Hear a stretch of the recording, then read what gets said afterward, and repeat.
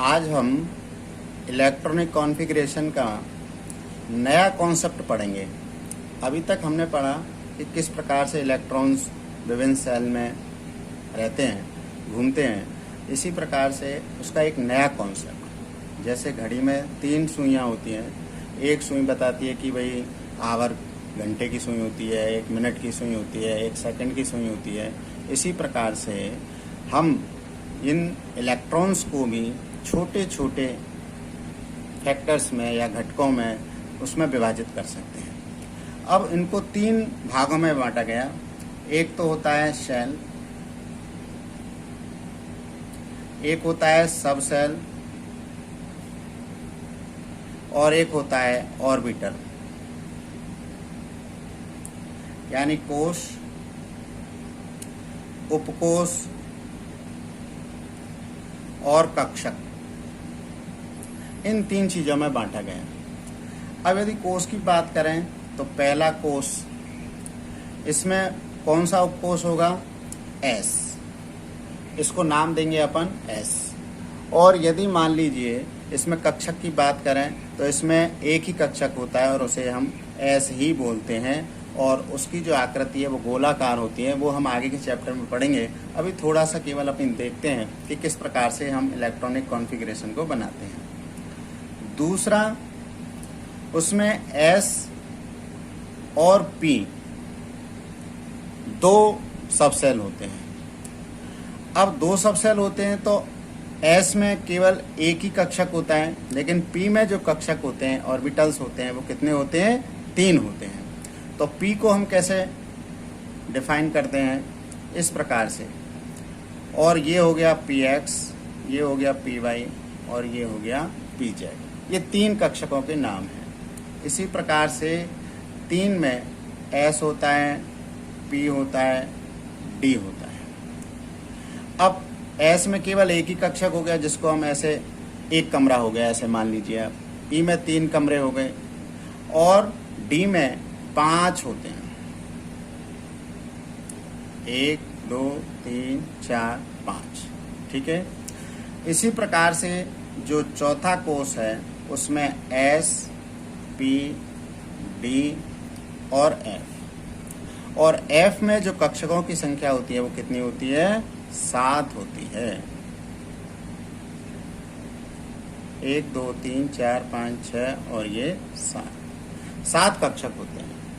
तो एस में केवल एक कक्षक होगा, पी में 3 कक्षक होंगे, डी में 5 और एफ में 7 कक्षक होते हैं। इस प्रकार से एस में अधिकतम और एक कक्षक में मैक्सिमम इलेक्ट्रॉनों की संख्या कितनी हो सकती है? 2 हो सकती है। तो इसलिए एस में हमेशा 2 से ज़्यादा नहीं हो सकते। पी में 3 है तो 6 हो सकते हैं, डी में 10 हो सकते हैं और एफ में 14 इलेक्ट्रॉन अधिकतम हो सकते हैं। अब किसी भी परमाणु के लिए हम इलेक्ट्रॉनिक विन्यास कैसे बनाते हैं उसकी हम बात करें तो हम एक डायग्राम बनाएंगे इस प्रकार से।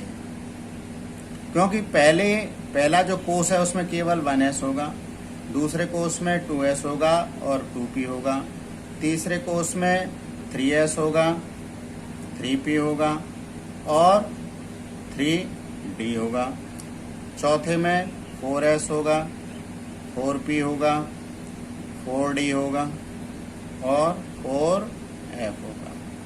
इसी प्रकार से 5वां, फिर उसके बाद में 4 ही 4 होंगे, इसमें इससे ज़्यादा नहीं होते हैं।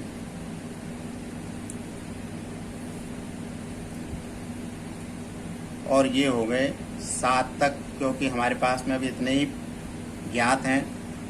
5s, 5p, 5d, 5f, 6s, 6p, 6d, 6f, 7s, 7p, 7d, 7f। तो सबसे पहले इलेक्ट्रॉन कहाँ जाएगा? पहले कोश में जाएगा, और पहले कोश के कौन से उपकोश में जाएगा? एस में जाएगा। जैसे यहाँ पर 2 इलेक्ट्रॉन आ जाएंगे, फिर कहाँ जाएगा इलेक्ट्रॉन? यहाँ 2s में जाएगा, फिर 2p में जाएगा और फिर 3s में जाएगा, फिर 3p में जाएगा और 3p के बाद में 3d में नहीं जाएगा, किस में जाएगा? 4s में जाएगा। अब ये इसी प्रकार से इनके भरने का क्रम है और यहाँ तक आते आते हमारे इलेक्ट्रॉन्स पूरे हो जाएंगे। अब जैसे हम बात कर रहे थे कल, सोडियम की बात कर रहे थे, तो सोडियम को हम Na लिखेंगे। 11 इसका एटॉमिक नंबर हो गया, 23 इसका एटॉमिक मास हो गया, तो नंबर ऑफ इलेक्ट्रॉन्स कितने हो गए? 11। अब 11 हो गए तो 11 का इलेक्ट्रॉनिक कॉन्फ़िगरेशन क्या हो जाएगा? 1s2। फिर उसके बाद में 2s का नंबर आ जाएगा, तो 2s2। फिर इसके बाद में कितना आ जाएगा? 2p का नंबर आ जाएगा, 2p6। अब देखो कितने इलेक्ट्रॉन हो गए? 2 और 2 4 और 6 10। अब एक इलेक्ट्रॉन बचा है हमारे पास, तो एक इलेक्ट्रॉन कहाँ आ जाएगा? 3s में आ जाएगा, यानी 3s1। तो इस प्रकार से इनका इलेक्ट्रॉनिक कॉन्फ़िगरेशन बनेगा। अब इसी प्रकार से हमने जो 30 एटॉमिक नंबर तक के तत्वों के नाम याद किए थे, उनके इलेक्ट्रॉनिक कॉन्फ़िगरेशन हमें इसी प्रकार से बनाने हैं और इनको बना करके हम इनकी प्रैक्टिस कर लेंगे। अब इसमें 2 अपवाद भी हैं। 2 अपवाद कौन से हैं? एक तो है क्रोमियम, जिसका परमाणु क्रमांक है 24, और एक है कॉपर, जिसका एटॉमिक नंबर है 29।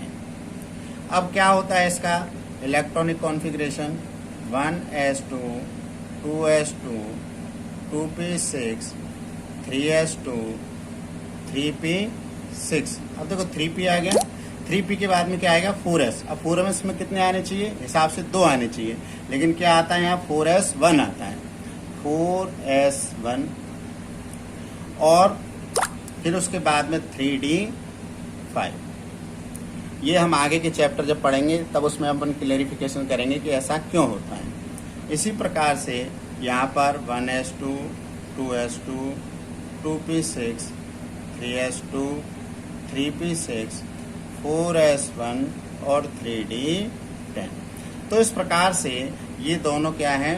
एक्सेप्शनल केस हैं, यानी अपवाद हैं, जो कि इस प्रकार का इलेक्ट्रॉनिक कॉन्फ़िगरेशन ये दर्शाते हैं। तो इस प्रकार से हम जो है इलेक्ट्रॉनिक कॉन्फ़िगरेशन को ऐसे बना सकते हैं। ठीक है, तो ये हमको बनाने हैं और 1 से लेकर के 30 एटॉमिक नंबर तक के जो तत्व हैं, एलिमेंट हैं, उनको हम इस प्रकार से बना करके इलेक्ट्रॉनिक विन्यास का अभ्यास कर सकते हैं। ठीक है, अब फिर इसके आगे हम अगले वीडियो में देखेंगे।